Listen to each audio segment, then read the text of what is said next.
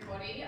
We'll formally open this meeting by acknowledging the District of Narungga and the traditional custodians of the land on which we gather. May we be mindful that we are not simply custodians of this place for today, but stewards for tomorrow, making decisions that protect, sustain and strengthen this land and our community for future generations. I'll welcome you to all stand for the opening prayer.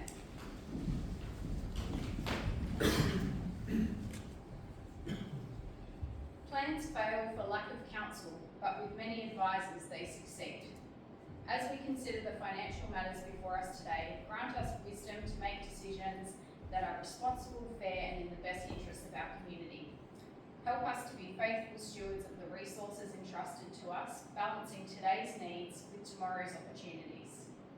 May our discussions be respectful, our judgment sound, and our decisions guided by integrity and a shared commitment to serving our community. Thank you.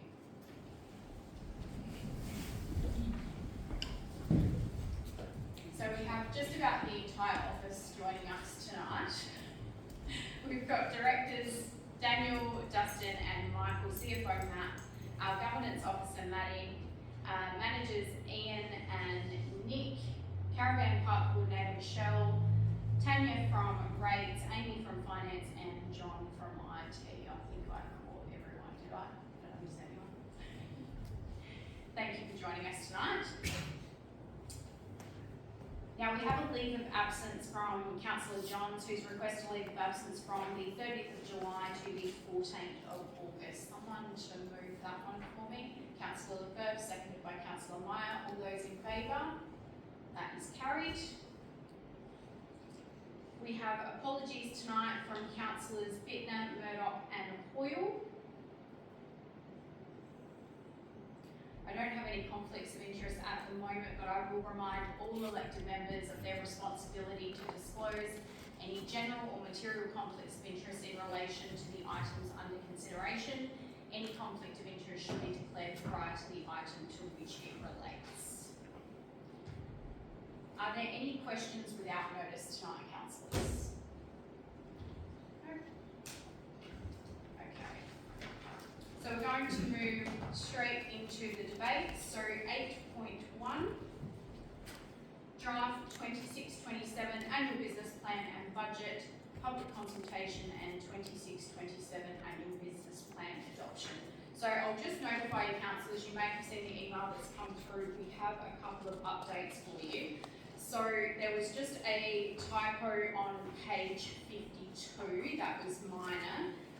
There was just a change of date there. However, in the recommendations, so in this one and in the next item, in section 2, the local government financial management regulations have actually been updated as of the 30th of July. So we weren't actually aware of that until I think we were notified today. Councillor, I've done it again. Director Griffin? The LGA required councils today. So instead of regulations following that saying 2011, it's going to say 2026 in that recommendation. Alright, so over to you councillors for this one. You have a recommendation in front of you. I'll welcome any motions or any questions.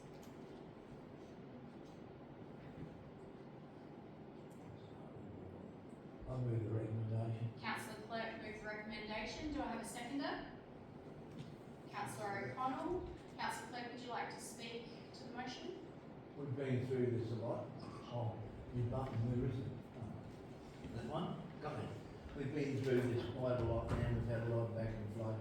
I think the time has come, we need to get it set so we can get on with running our council.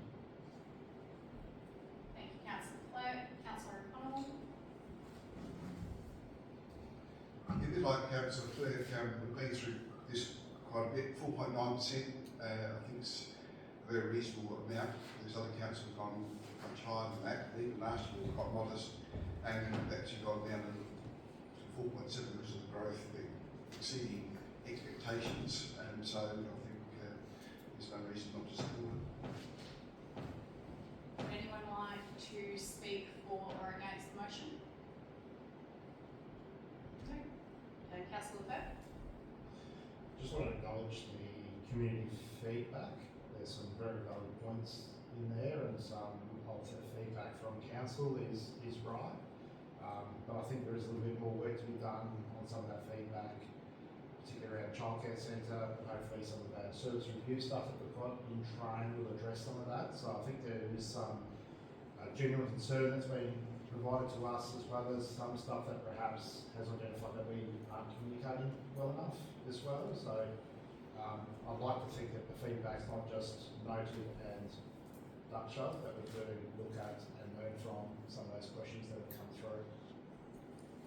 Thank you, Councillor Lefebvre. I did meet with the media team not long ago as well about our communications and starting to get a little bit more information out there from our perspective as well to try and help with that. Is there any other council stuff? Just a question based on Councillor O'Connell's comments. The overall rate increase will be 5.9% rather than 4.7%. Would we just clarify that? Director Griffin? The overall increase is 5.1%, and the average general rate increase is 4.7%. Any further questions or comments, councillors? I'll call for the vote. All those in favour? That is carried.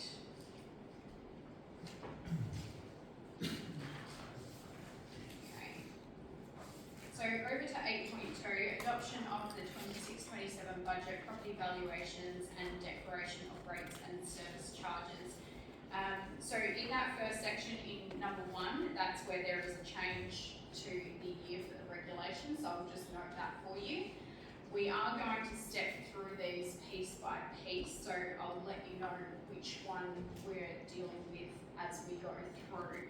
So I'll pass over to you, councillors, and I'll ask for a mover of the first section, which is the adoption of the budget as per the recommendation, or as you see here.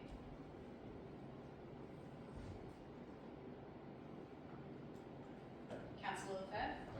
Happy to move that one. Do I have a seconder? This is just for section 1. Councillor Clerk, any discussion on this one, councillors? All those in favour? That is carried. Part 2, adoption of valuations. Councillor Meyer, happy to move that one. Seconder, Councillor Stock. Any discussion, councillors? I'll call for a vote. All those in favour? That is carried. Section 3, determination of basis for differential rates. Someone to move that one. Councillor O'Connell, seconded by Councillor Lefebvre. If there's no discussion, all those in favour? That's carried. Section 4, declaration of rates. Someone to move that one. Councillor Meyer, seconded by Councillor O'Connell. All those in favour? That's carried.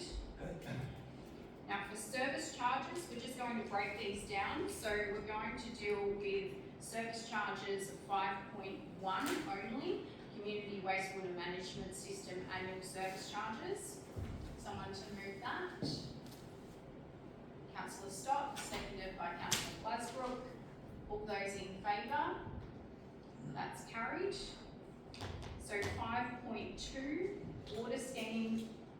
water supply schemes annual service charges. Someone to move that one. Councillor Carruthers, and seconded by Councillor O'Connell. All those in favour? That is carried. 5.3, waste collection and recycling annual service charges. Someone to move that one. Councillor Meyer, seconded by Councillor Glasbrook. All those in favour? That is carried. Number 6, declaration of separate rates. Someone to move that one. Councillor O'Connell, seconded by Councillor Meyer. All those in favour?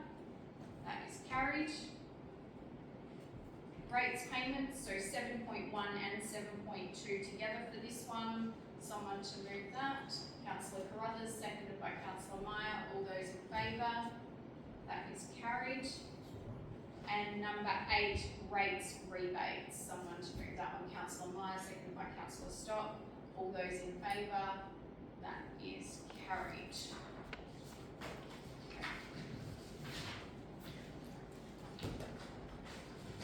So that concludes the special council meeting by general business. Is there any general business this evening? Councillor Meyer? Thank you, Mayor. I'd asked for it previously, I was given an update as to when we get the line-by-line budget for this year. If I can ask that question, please. Absolutely, I'll pass it to you. Through your mayor, now the budget's adopted, Dan and Matt will have that Monday or Tuesday next week, obviously the rates out. Thank you. Any other general business this evening, councillors? No. Our next meeting is next Wednesday, the 12th of August 2026, and I will now close the meeting at 5:41. So I'll pass over to the CEO. Right, thank you, Mayor. Welcome everybody to our information briefing session tonight.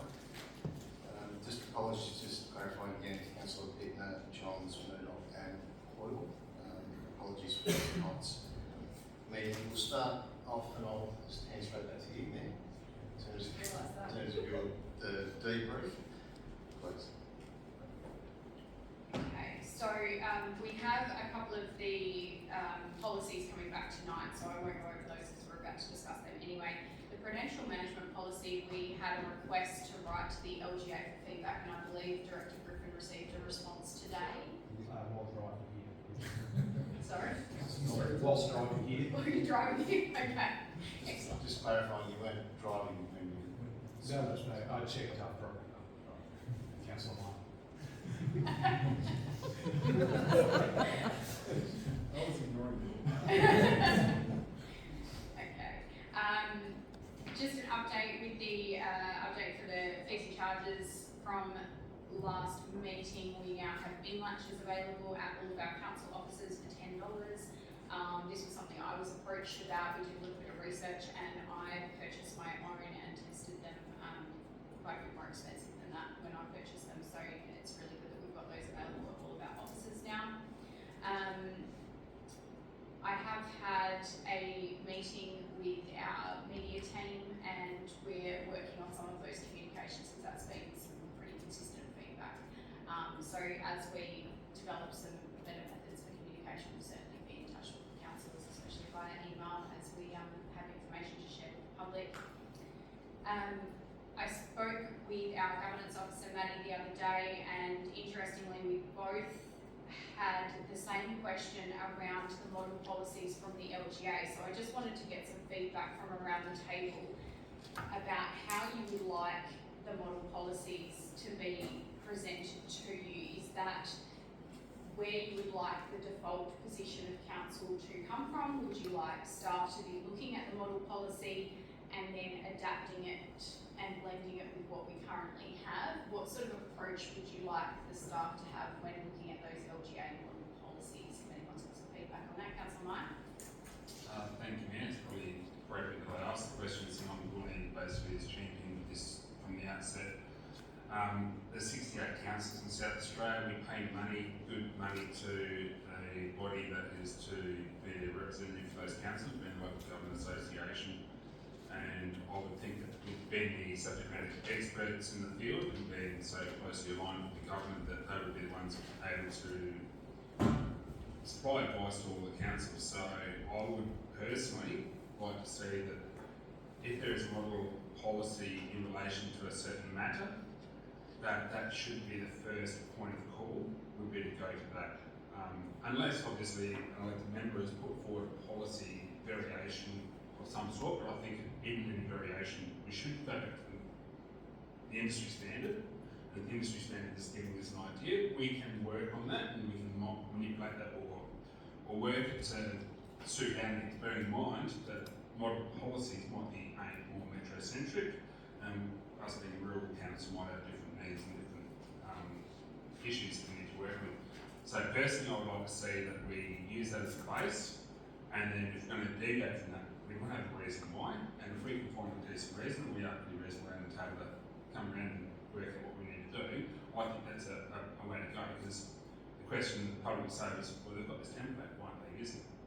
So I think let's be informed by that.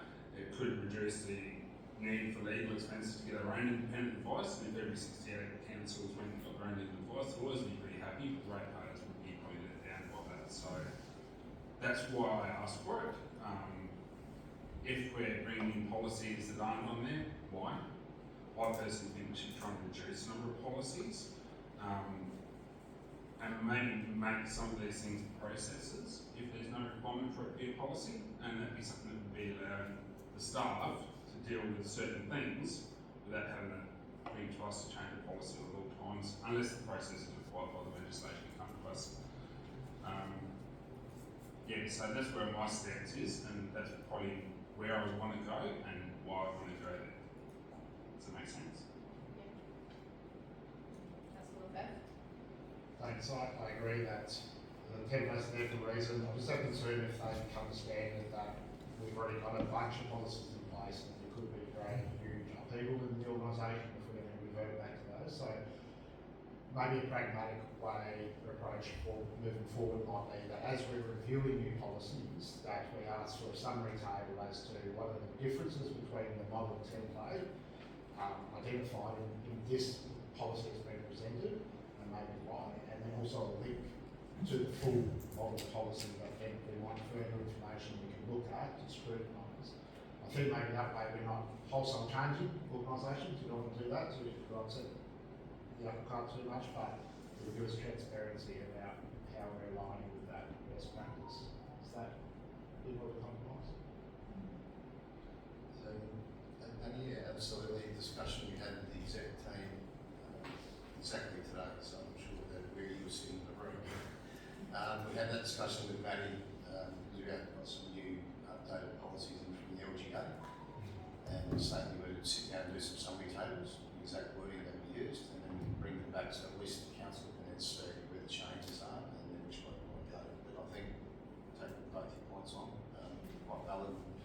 Staff will know that. Further comments on that one, councillors? Councillor?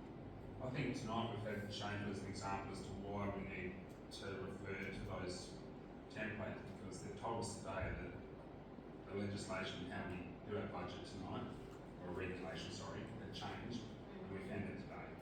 So that's because they've gone and told all the councils. So when they get something, they would be seeking advice as to what is the policy.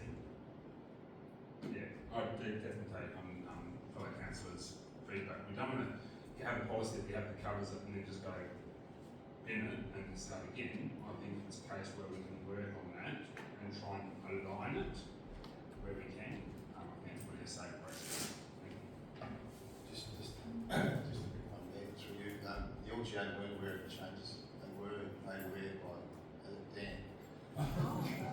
So Dan came to me and Dan said, well, we better ring the LGA, and rang Kelly Jones lawyers as well. They were all unaware, the LGA was unaware. So the only reason that the bulletin came out today was because of the phone call that Dan made.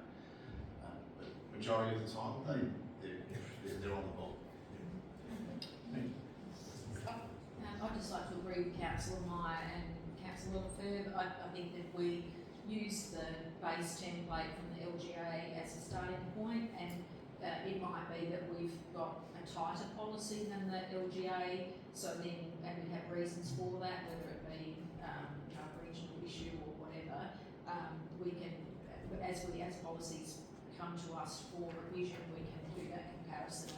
At least the LGA should be the base level, so our policy should be looser, if you like, than the standard that has been set by the LGA. But if we have some tighter parameters that are relevant to our council, then that would be fair enough, but we can review that at the time. Councillor O'Connell? Yeah, I agree with the other three councillors as well. It seems to be a fairly obvious thing to do to use the LGA template and just modify it to suit, and obviously the reasons why you need to kind of like to suit our situation, our council area, so, yeah, all in agreement. Thank you very much for that, councillors. I just wanted to get that clarity so that we make sure that we're bringing the right things back to you. And just one other thing from me tonight, I'm bringing a debate item back to you next week. At the Local Government Association National General Assembly in Canberra, Councillor Murdoch and I met with Dale Hackett, who is the Head of Partnerships at Winning Moves. Winning Moves specialises in producing customised board games that showcase regions, attractions and history and landmarks. And Monopoly is one of their flagship products. So you may have seen a post from me while I was in Canberra about the option to create a Yorke Peninsula board game. So that is my goal, is to create a Yorke Peninsula themed Monopoly board and have that available through retail and tourism outlets with a full cost recovery for council. So I had some really good feedback from the Facebook post. I received quite an overwhelming response from the community. Many had recalled a similar project from Yorktown students back in the 90s. It was Yorktown based, that one, so it's very specific to Yorktown. And some really good ideas. Lots of local retailers have already expressed their interest in stocking the item. I've also received numerous requests from residents wanting to secure their copy of the game as well. And I can also see it being an addition to caravan parks and holiday homes during winter breaks and really hot summer periods and things like that. So I think it's something that we could certainly pursue. So I've had discussions with Dale to explore the development process, the cost and the potential benefits. We're going to bring a report and a proposal back to you next week for consideration, so I'll provide more details around the pricing and how that will all work, the project structure, the marketing opportunities and the timing of that as well, because the timing is really important to make sure that we align with our peak tourism seasons. Councillor Murdoch also has some experience in other regions that have taken on these projects, so I'll let her speak to that next week and share her insights on that one. And that's all I have for you.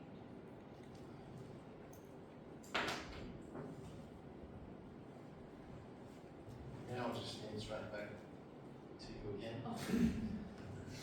I'll just keep going, sorry. It's meant to be my night off when you have a workshop. Okay, so back to the recording policy.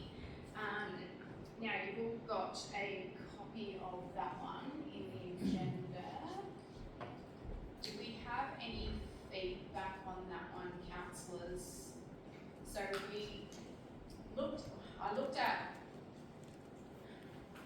probably between half a dozen to a dozen different councils' policies that range from 2 paragraphs on a website through to a full standalone policy. In this case, we've gone with a standalone, so we did have another policy that we could have meshed this in with, but we felt that there was too many additional sections to add to the existing policy, so we felt that a standalone would be the better item.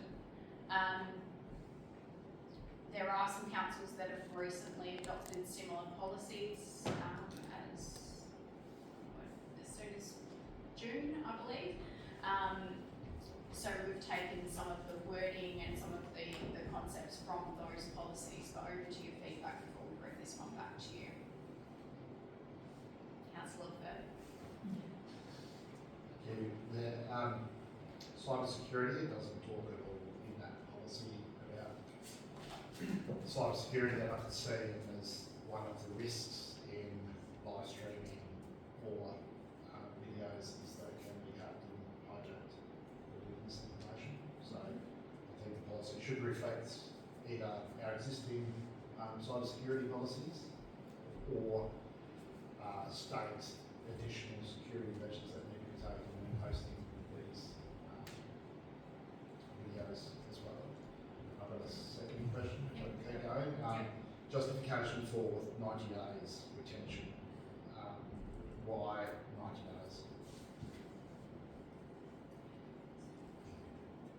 So the 90 days, when I spoke with IT, we were looking at different options for how we actually provide the video. So if we provide it direct to YouTube, we don't receive any of the analytics that we can get through our website. So we thought that embedding it in the website would be better. It's not going to necessarily, if anyone still accesses that via YouTube, then we miss those analytics. But if they are going through a link provided by us, say through Facebook and following through the website, then we collect the analytics on that. So then we get a bit of data about who's accessing it, when they're accessing it, that type of thing, which is relevant for that data collection in consideration of future live streaming. So there is a data consideration there about how much video we're having sit on our website. That's just a starting point. If you feel that there's a different time frame that's more appropriate, then that's exactly what this workshop's for. I think it'd be worth, I perhaps agree with the public facing 90 days. It would be a shame to invest the money and have those recordings then disappear.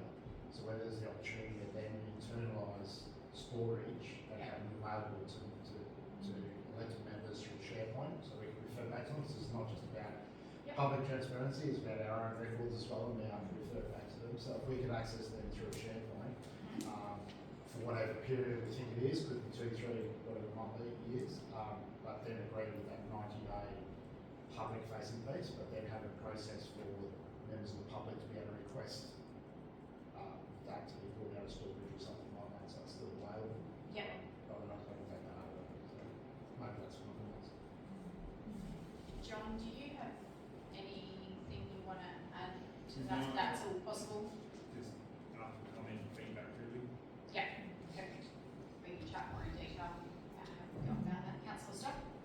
Yeah, I would agree with Councillor Further on that one. I think probably 90 days isn't really long enough. I mean, it's only 3 months, so if by the time we get the video uploaded a week after the meeting, well then, you know, but if someone wants to get on it, even if it's a couple of weeks later, well then you're into that first month. So then and I think there are matters that we deal with that sort of flow on like more than like 2 months later. So we might be revisiting or talking about a project that could be, you know, take 6 to 12 months. So I think in terms of the availability for the general public, you know, I don't think it would be unreasonable to have up to 6 months available. And then certainly for councillors, I think we should have the full term of council available. Like we shouldn't be deleting recordings. Like if we're paying money to have the facility, then it just seems like a bit of a waste to then you know, delete things. So I think the full term of council should be available, but surely in this day and age with storage availability and the technology, there should be, it shouldn't take up that much room, I would have thought, to then bank, you know, the term of council, because once again, the issues that might arise toward the end of a term of council flow on to the next term.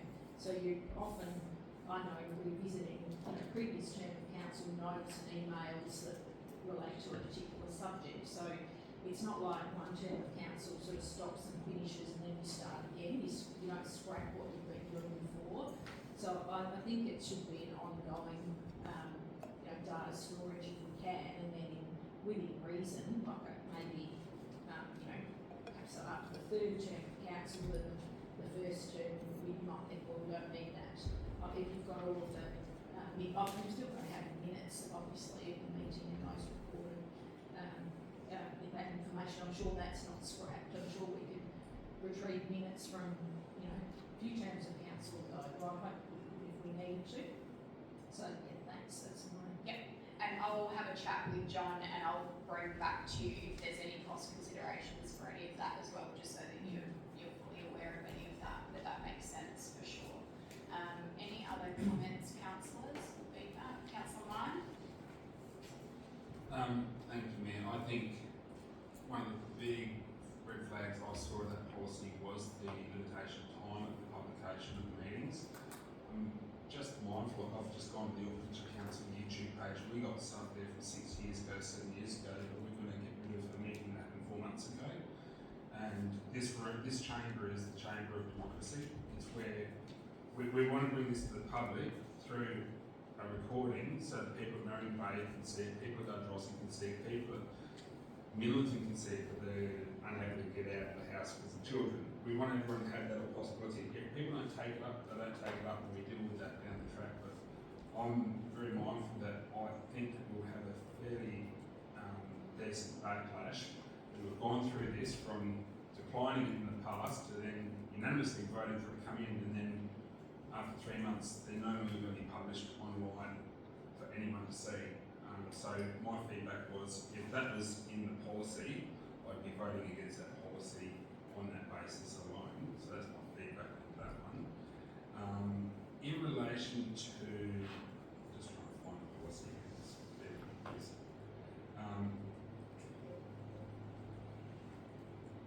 There is a clause in there about the mayor may terminate the recording of a meeting in exceptional circumstances. If we're going to use terminology, we need to define the terminology and what the meaning is. So if there is a decision to be made that can do something like that, I think we need to identify what exceptional means in the policy. That's what they do with legislation and regulations. They identify, what does that mean? Is it must, whatever. So I think we need to do that. And I did some looking at some of the other councils as well, and they all refer to the mayor who can terminate the recording or cease the recording if the chamber makes a decision to go into confidential, which makes perfect sense, right? So we're not covering confidential meetings here, and there's a very good reason why. I think it's still to be done, but that's down the track. That's to go down the track. I think if we're going to talk about someone having power, I've seen things in this chamber that I think we need to look at maybe either removing that or rewording that to take out a decision of the mayor to bring it back to a decision of the chamber. Where to authorise the policy, we can authorise you to make a decision. But I think if we're going to do something like that, that may have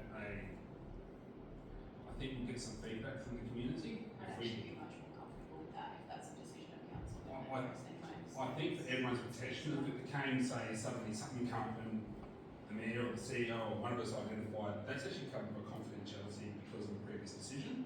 We may have to do that. We have to clear the chamber. That would be a way, and if that was done, that would be a trigger in the policy to actually stop that recording being done. That's what we're not going to do in confidential meetings. So I think it's good to see that we have something in the policy identifying when we walk in that door, it is a recorded chamber, so people are aware that this is a public place, they're going to be recorded. What does the policy say in relation to members of the public recording? Just trying to remember that. 441. That was with the approval of, was that of the council? Did you have that on there? Obtained by resolution of council. Yes. Okay, so I think personally we need to maybe revisit that section, and one of my suggestions would be is if a member of the public wanted to record, that we have a certain spot where it is set aside, like we did with the media person. Some councils say metropolitan councils don't want members of the public recording. I know there's one person who set up and actually was recording all the meetings, like they're allowed to. So I think if we maybe, I would be hesitant to have a policy that says you can't record or we're going to make a decision. I prefer to make a decision to say yes or no now. I think that the ability for a democratic meeting to be recorded by a member of the public should be allowed. That's my personal belief.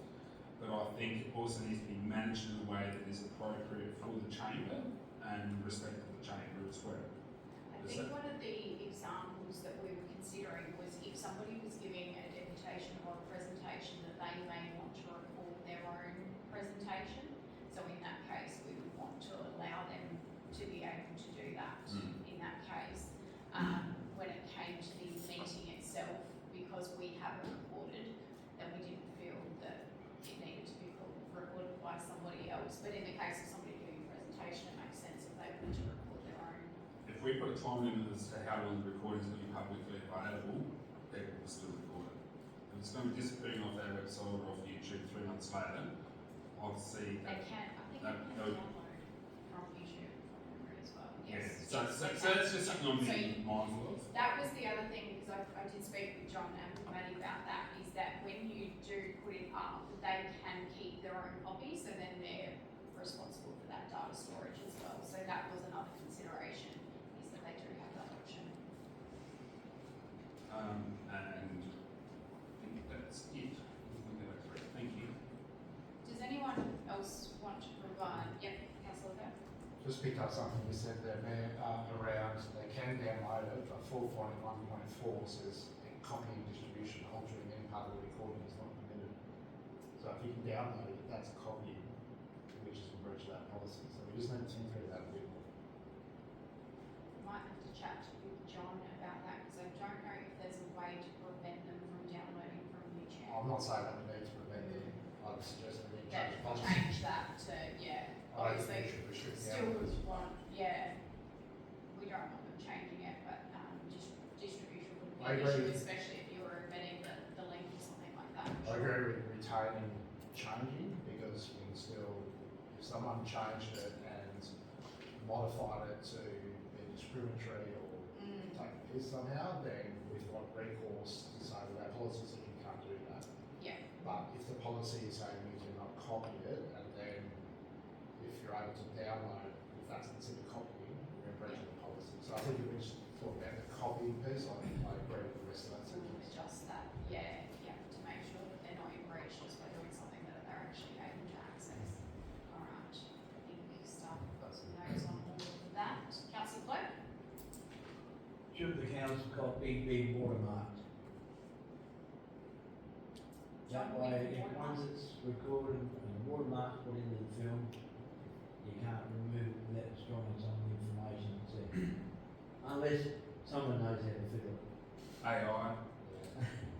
All nice and clean. As part of the testing process, we will play with different ways of producing the end result. So watermark would be an option. We will come back with options and what style we would like. Try that. Councillor Stock? I was just wondering, was this policy modelled from an LGA policy? Not this one, no, there isn't a model So policy. they don't have one? No. So these, have we, perhaps modelled it on another council who's already reporting? I've looked at up to a dozen different ones, and they all vary from full standalone policies like this one down to just 2 paragraphs on the website. So, and it depends on what service they're providing and for what reasoning that they've been written. So yeah, I've looked at ones from interstate as well, and we'll just kind of come up with a bit of a blend of all of them as a starting point. Okay, thank you. Councillor Martin? Thank you. There was one, with the watermarking, there was a time code as well, but computers can wipe watermarks pretty quickly with AI. It was 4.3.2, the access to recordings. CA consultation with the mayor may decide not to upload a recording should exceptional circumstances exist, that were exceptional, where breaches of the Privacy Act might exist, or where comments are made that could result in council being liable for loss or damages. I would prefer like a reduction if there was a section, and then it would need to be recorded as to why that decision was made. I think that is fair to have a point like that in there, because although we make comment in here, we're liable for our comments, the councillors are liable for our comments, we are liable for person, that's the way I understand it. But if someone does come in here and make comments, it's like Facebook, if you don't moderate something on your page and it's sent defamatory, you might be held accountable for that. So I understand that. So I think there needs to be maybe a refinement on that, as in not if you need to redact, and it might need to have something say sexually redacted due to Privacy Act. And I think we can record that in some way. So if someone sees it, walks up and goes, here's a recording of that meeting, I want to see it all, and then there's 3 minutes that are missing because of something that's happened. I think that's something that should be allowed, that flexibility to protect the council as well as people involved. And whether it just comes up with a redaction, just goes blank screen, and it just has this has been redacted due to such and such. I don't know if there's a way we can do that, or if that's been over the top. we can have a chat about that. We'll look at the rewording and then I'll speak to John about how we can best go about that. I guess we probably don't want someone sitting there for 3 minutes looking at a blank screen. So we can probably say maybe it was cut at this point and then restarts at this point or something as a. I think you want to keep the integrity of the whole length of the meeting. So the meeting goes 2 hours and 6 minutes and the recording is 2 hours and 3 minutes. I prefer to keep it 2 hours and 6. And even if you just take the audio out and put a redaction comment across, I don't know if there's a way you should be able to split the audio and the, from what my daughter could show me how to do it, I can't. Yeah. So it's possible, I know that. But yeah, just a way of redacting. I think it's important to have that in there, Yeah. the organisation. We're doing this to try and be as open as upfront as possible, but there are some times where you can't. And if something, it might be of a criminal nature. Something might happen in the chain that we don't want to, that might be protected, or you want to protect for whatever reasons for a criminal case or whatever. So I'm just thinking, having that in the policy, if something happens, the staff have got the leadership in this document to work on. We will absolutely reword that section and then hopefully we never have to deal with doing it. It's the what if clause. Did you have one? Yeah, thank you, Mayor. I agree with Councillor Myers on the subject, but I do think about the word editing.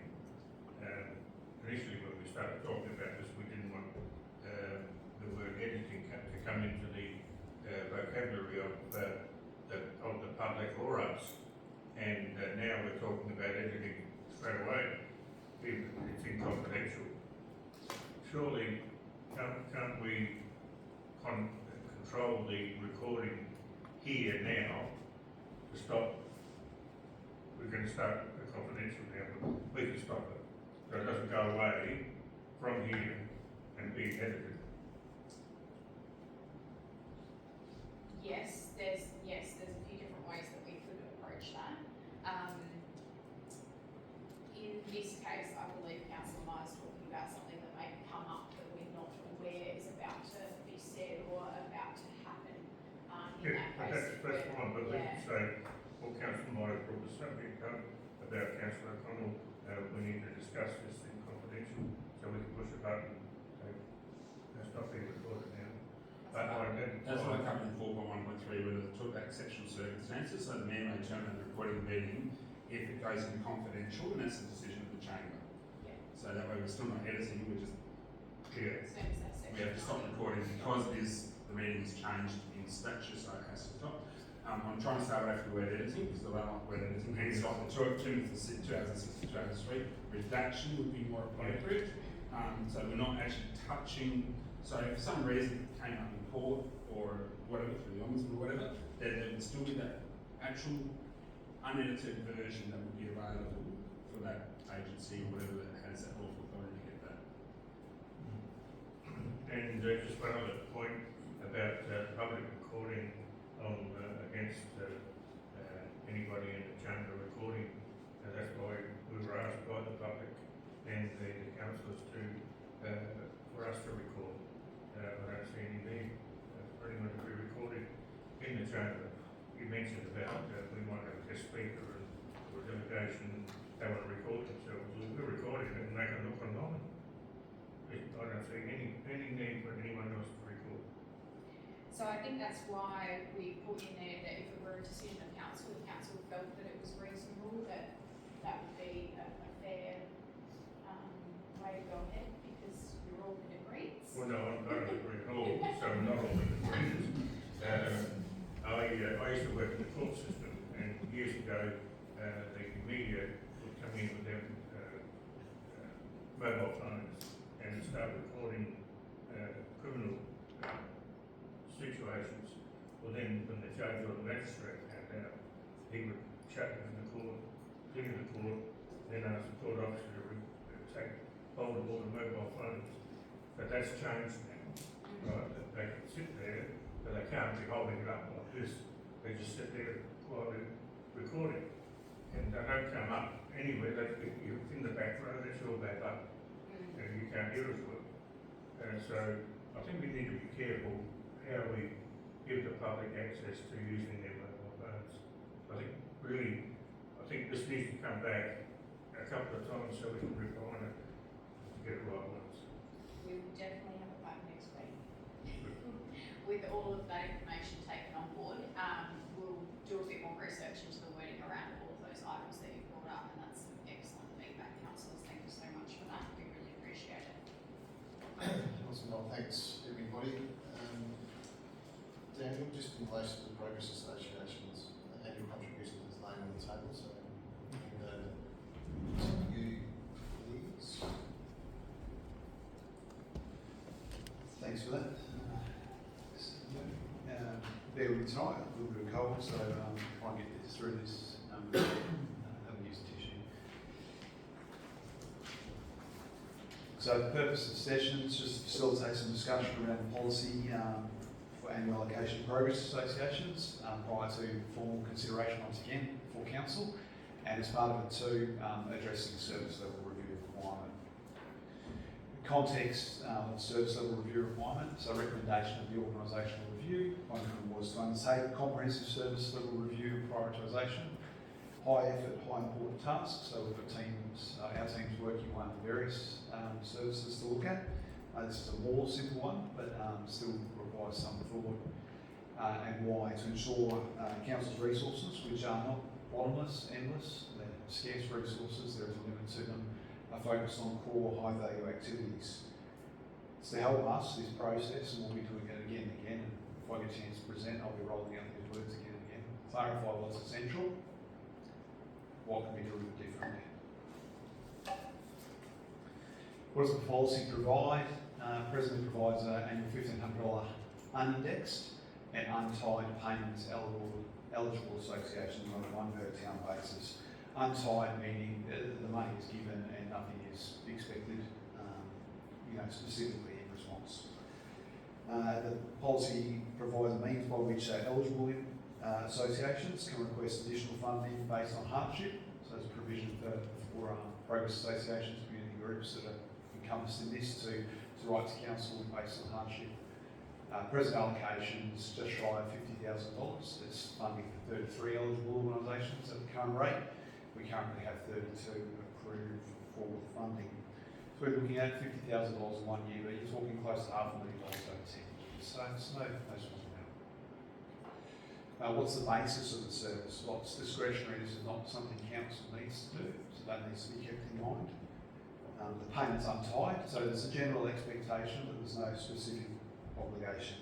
The general expectation is that transparent, accountable, and responsible use of ratepayer funds occurs through this transaction.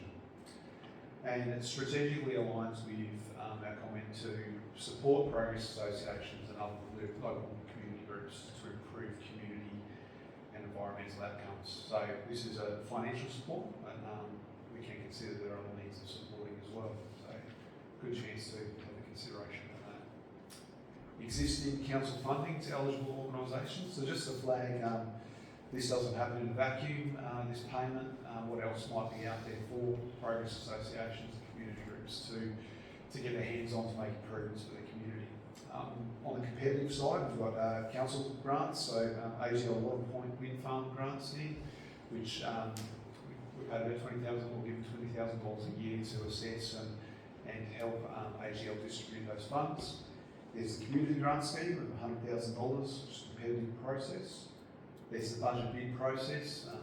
Various community groups will bid from time to time. The sponsorships and donations, including for Anzac Day. There's access advisory committee projects that can be asked for work on council buildings, but various progress associations will put forward projects in relation to their community. There's also existing arrangements. Some of the progress associations have caravan parks that are leased from council under historical arrangements, which provide a stream of income to them. A couple of progress associations have a share in revenue from telecommunication tower leases. Some progress associations and community groups receive funding for looking after a hall that is a council asset, though they do generate income from that, but are also paid an allocation.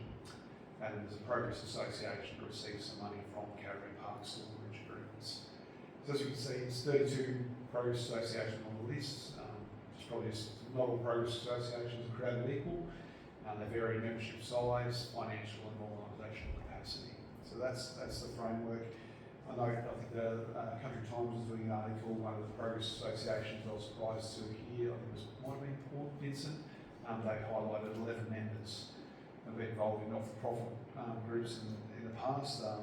Governance and keeping something going on 11 members can be challenging, but this might be the size of some of the organisations. Other organisations employ staff on a part-time basis, so there's a real mix within the group.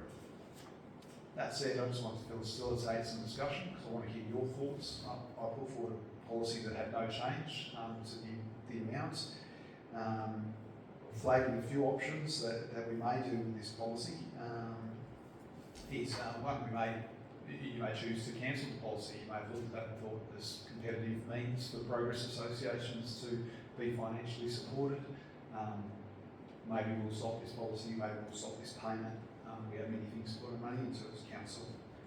We may choose to keep it as is and pay the $1,500 and continue to support our progress associations financially in that way. We may revise the definition of an eligible association. Is it to a town of a certain size, or is it a group or a committee of a certain financial level, whether they're quite financial or not financial at all? Do we want to put money into a progress association with 5 people and a town with 50 people? Do we want to fund the funds to larger ones? I'm not sure. Do we want to just apply a CPI increase to this amount? Do we want it to be moving forward? Do we want to be retrospective to the last time? Should this be done on a needs basis? These are just some ideas. Should this be done on a needs basis? Some of the progress associations run caravan parks that may be providing a significant level of income. In all of this, I'm posing lots of questions, which is good because I don't make a decision for you. But I'd love to hear your views, and with the number of people in the room, I'm sure there'll be 7 different points of view. Understand the challenge of bringing something back that you'll vote for based on that. But having you here, I'm trying to clarify what's essential within the grand scheme of council. Some people will say rates and rubbish might be the best way to support our community. Council has asset management plans, it knows what needs to be worked on, it doesn't have the funds to do everything it's already got.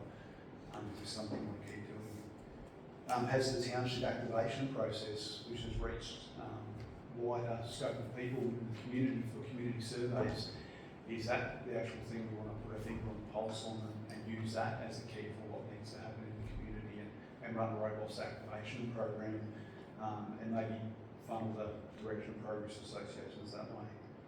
Can things be delivered differently? Should they? Is this the best way to outsource and partner with the community in doing things? Happy to hear your thoughts, and I'll grab my pen so I can jot some down. Thanks, Daniel. Adam? Thank you, Daniel. It's not the first time it's been up from the last 11 years I've been here. I suppose what we need to understand is if we look at taking away the money that we're heading to these organisations are probably saving council of a magnitude a lot higher than what we're spending. Examples I'll give is groundskeeping. How many extra staff we need to do if our progress associations didn't do a lot of that themselves. I use Port Moreau as an example where they have their own slasher and their basic grounds. I don't even know if council staff go out there to actually do any of the cutting of the grass or anything like that. I'm just thinking of $1,500 a year. You got places like Corny Point that are very proud of raise funds to grow their own trees. I've seen them planted out on the side of the road. They do a lot of maintenance, maintain buildings. So I'm looking at that and go, I don't think you can take it away if we as a council are supposed to be looking after the grassroots in the area, looking after the townships that we have in our district.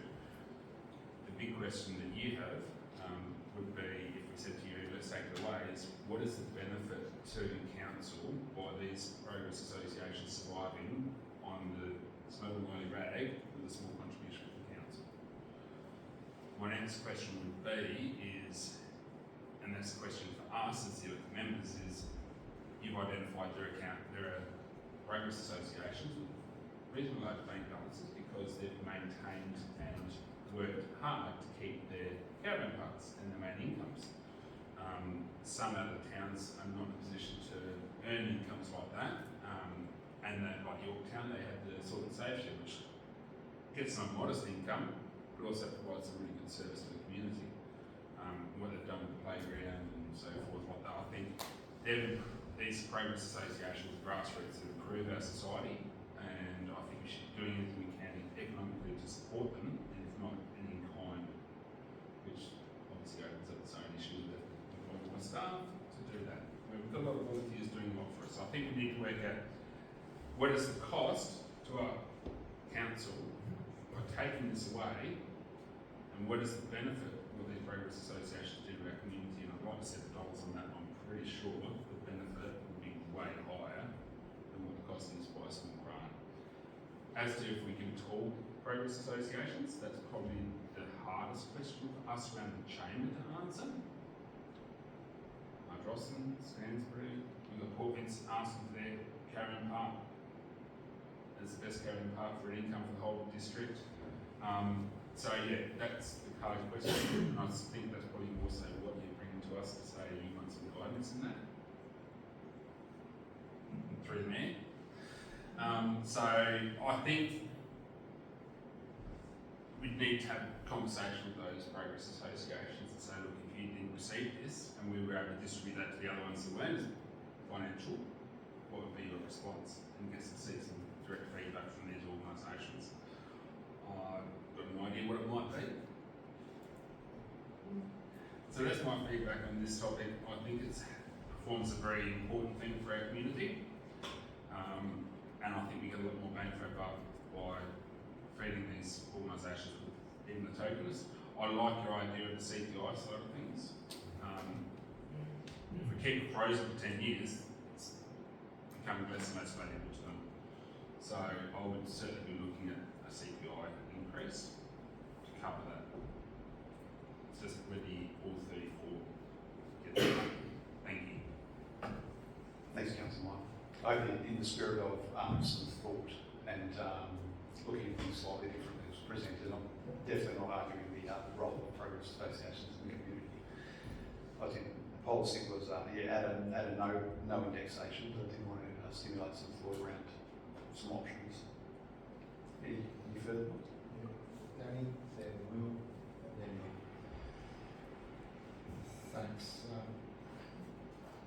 I kind of feel council identifies the increase in costs each year through our rate increases, that our rate increases should be passed on to our progress associations rather than just purely indexing. So if we determine total rate increase of 5.9, perhaps we should be thinking about that's what is passed on to our progress, because we need that as the cost of doing business for us. So I also think we potentially could look at making it tight. So there is a minimum viable benchmark for the organisation, and whether that's based on membership or area or gross income or something like that, to make sure that we're not throwing money away.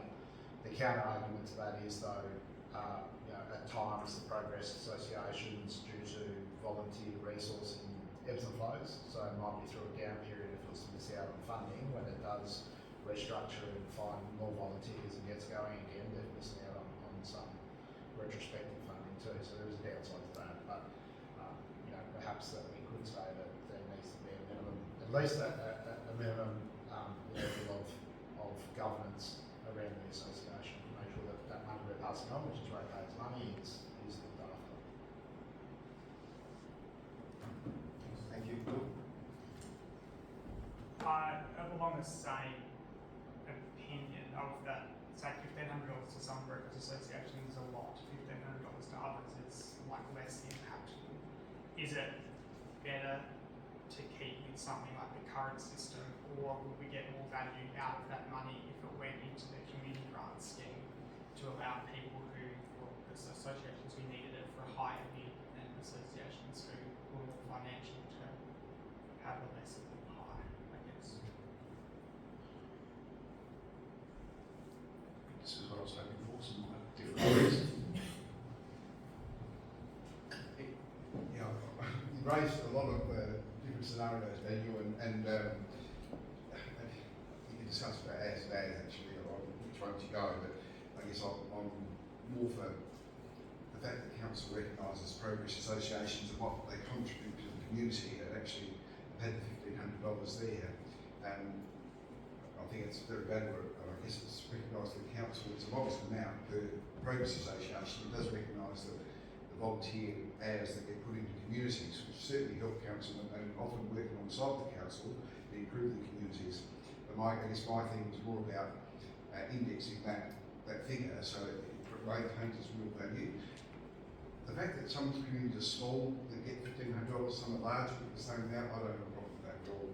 I think when you start working out how wealthy progresses are and everything else, I mean, that could be around the management and all sorts of reasons, whether they could be saving up for a bigger project, and it becomes very difficult. I think simple is sometimes best, so you keep a certain amount and just in case there hasn't been issues in the past, and obviously it's just that recognition without getting too complex about the whole thing. Otherwise, I think we're going to have a huge amount of discussions for a long time and maybe not get a better outcome for it. Thanks. Yes, I agree with Councillor O'Connell. I think it's good to, and actually Danny as well, in terms of recognising our progress associations. I don't think we need to be too specific about whether they're large or small. I think with regard to Danny's comments about either the area or the income, I'd be more concerned about just the governance side of things. So as long as the Progress Association is working within their incorporation, so they've got their constitution, they've got the committee, they're running meetings, in accordance with their constitution. As long as that's all, working as it should be, then they should be eligible, whether they're small or large. I think the contribution is good, just to recognise, as Councillor Connell indicated, their volunteer services that is well over and above the contribution that we need to provide for upkeep of ovals and grounds and verges and things like that. They do off their own bat, so I think that's good. I like the fact that they don't have to go through a convoluted process to get the money, and I've had recent feedback about our community grant scheme that the process and the application has become more complicated, to the point that the road progress associations are thinking, I haven't got time to do this for the amount of money that is involved, and so I've still encouraged them, look, please put in an application. And I know that we had quite a reduced number of applications last week, whether we've had an influx this week because the cut-off date is Friday, but it's quite possible that we might be undersubscribed for that particular scheme, which is $100,000 and indexed each year. So if we were to throw another $50,000 in there and then have, once again, a fairly complicated application process, I don't think we're going to create the value that for these progress associations that we currently do, and then smaller associations will miss out because they simply haven't got the manpower to be able to take on board these complex applications. Similarly, the feedback on the Australia Day nominations, the application is quite complicated and requiring a lot of information about how their contribution was linked to the strategic plan, and they're just thinking, I'm quite overwhelmed by this, and I can't provide entertainment and photographers and all this sort of thing, and I just don't want to bar of it. So I think we need to be mindful about the amount of administration that we might put upon these progress associations that are all run by volunteers and people that may not have the level of expertise to be able to basically do a grant process. So and I think that's all. I like the idea of indexing it too. So I think that because $1,500 today isn't what, or you can't buy the same amount of things that we could 10 years ago. So that's important too. Some pretty feedback there. Daniel, is there any other comments before we move on? You did mention the township activation. Did you have any ideas about how you might link funding to think that's a really good way of focusing on the progress associations and how we support those communities. I had a little bit of feedback about the plans and just the concern that we wouldn't do anything with them. Now, I assured them that that's not the case and that that's actually why we wanted to put them in place, that we had those structures to work within about what the entire community wants, rather than just the associations as well. So just wondered, just because you mentioned it, Dan, if you had any ideas about how you might link that with funding? Early thoughts, we can put something out there, you can suppose we can answer the question. So, listen, those early thought is in relation to how we plan our budgets and project prioritisation of community projects. We have existing stuff, these are my thoughts alone. We have a budget bid process. When we've surveyed an extreme representation of a population and they've indicated a few priorities, that can sometimes lead into a bid type process. So they're projects that can be looked at as ones that we feel will get a lot of community support. So that may be how things get pushed forward in the future, but we need to do a bit of work about that. We need to chat with the management team as well and work through that. But there's been valuable work there. I hate to see that be dust on a shelf type thing. So good feedback from the community. And just in relation to what Councillor Meyer said, I was sort of doing a mental image of all those areas where they are doing all of that work in those townships. It was quite a damning argument, and noting what Councillor Glasbrook has said as well about linking in with community grants. I like that because it is project based, so that's why I was wondering whether it could be something separate to that. That's probably a more complex process again, and maybe something that needs more discussion, but just putting that in there. You, Tanya? Actually, that was one of the notes I had, Dan, about the town activation process. I went to at least half a dozen of those meetings around the district, and there was lots of great conversation, lots of ideas. A lot of the things that came out of that were big ticket items. So, Arlington want a swimming pool, Drossen want a swimming pool, Port Vic want their jetty fixed. So they're not small things. So we're talking about giving the Progress Associations $1,500. That's not going to address any of these projects. I don't think there will be one item actually on those pieces of paper that we all worked really diligently on that would fund, that this money would not fund any of it. So I think trying to link this particular funding to town activation it doesn't match at all. And I think once again, if we try to link this into a process where once again it's another application process, I'm really not in favour of that at all. I think it's just good that it's a fairly small amount of money in the big scheme of things that we're providing, but it's a good gesture that they can use the money effectively, because we know they do. And as Councillor Meyer mentioned, they've got most progress associations have mowers, they've got slashers, some have got tractors, and there's maintenance on all of that. So, that money will go to something pretty reasonable, I think, but it's certainly not going to match into that population big ticket items. Thanks, Ben. Thank you. Good work on. Thank you. I'll put sorry. See, we'll put that on the agenda for CMC tomorrow. I'd just like to say that I think the $1,500 and the way we're handling it at the moment, the progresses that I deal with are grateful for it, but I would suggest that we take on the CPI, because I don't think I think it's working well at the moment, and the progresses are great. I don't think changing it is going to give us any better. Probably more ads. Probably. Yes.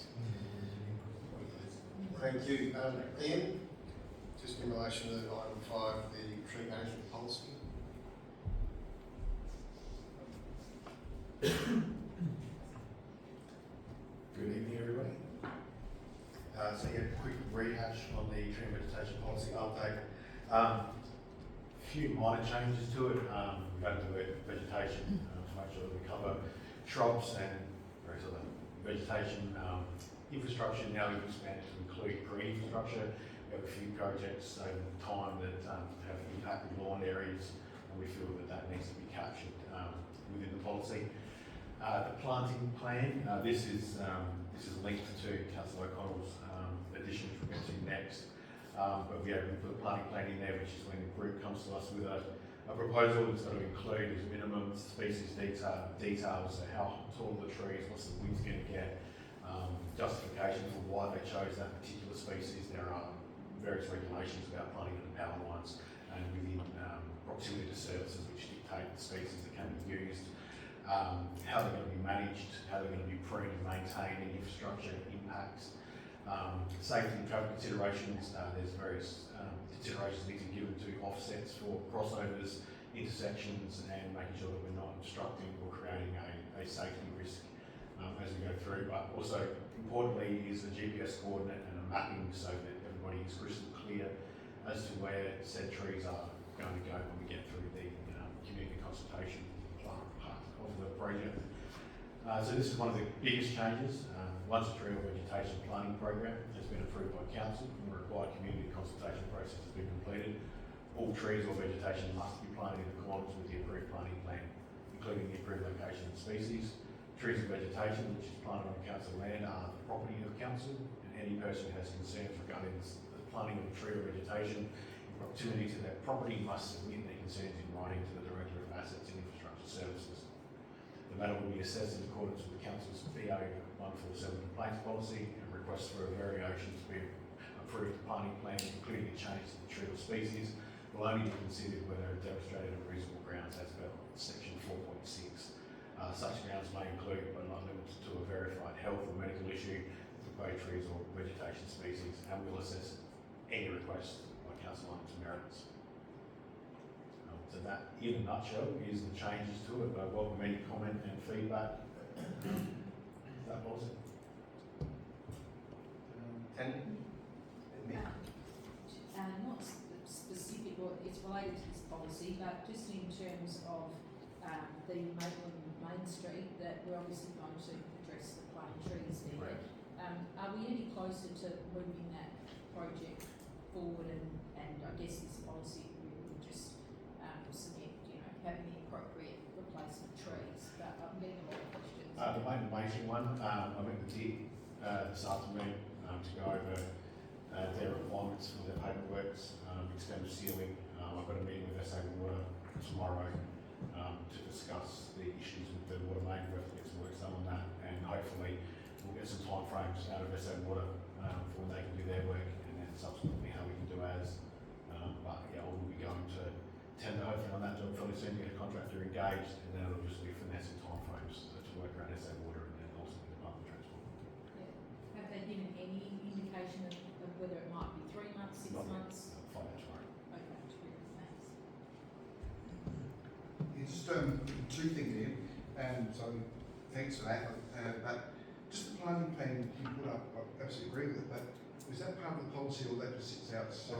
So it'll be part of the policy. It's essentially, we want to make sure that all the checks and balances are done on the planning plan when it comes to us. Time, resources, staff availability to do these sorts of things is very scant. So the Cavalli one, for example, that's been prepared by Louise Constance. We had the Yorktown one, which was reviewed by her. So that's sort of the level of detail we're after. Just gives everybody comfort that that it's we're not going to end up with any curly trees as such in 10 years' time. No, I certainly agree with the detail you're after there. And that one just to do with, when I was reading through that policy and making adjustments, and the idea was that the vegetation comes to council and I only as soon as it's put in the ground. Correct. But was that the damage? I didn't worry about anything if someone did a big damage as far as what it was going to cost them, because I think it comes to council property and recovers some of it. How does it go if there is damage? If they're vandalising a tree. Yeah, if they're vandalising a tree, so where does that have to come into this policy, or was it come under another council policy somewhere about damage to council property generally? I'm not sure. No, what that doesn't. You know, I guess I'm thinking there's no consequence. Assume, Actual consequence to doing it, even though we can say, you know, it's council property, then what stops people doing it? So I guess you're looking for something to happen if it's found they're guilty, I suppose, of an offence, and there is something that will happen, I suppose. just as a basis, I would say damage to council property is the same as if it was damage to private property. There are legal provisions there and civil pursuits that you can undertake in regards to that sort of vandalism or deliberate damage for sure. It doesn't have to be like a breach of a bylaw as an example for damage to a tree or removal of a tree. It's, if someone's stolen a tree, it's theft, much the same as if your car was stolen. Any other questions for Ian? That's coming back next week? Correct, yes. Yeah. Right, thank you very much. Okay, councillors, I'll just bring forward any general business before we go to the confidential items. Anything from you? No? Yep. Alright, so if we just clear the chamber.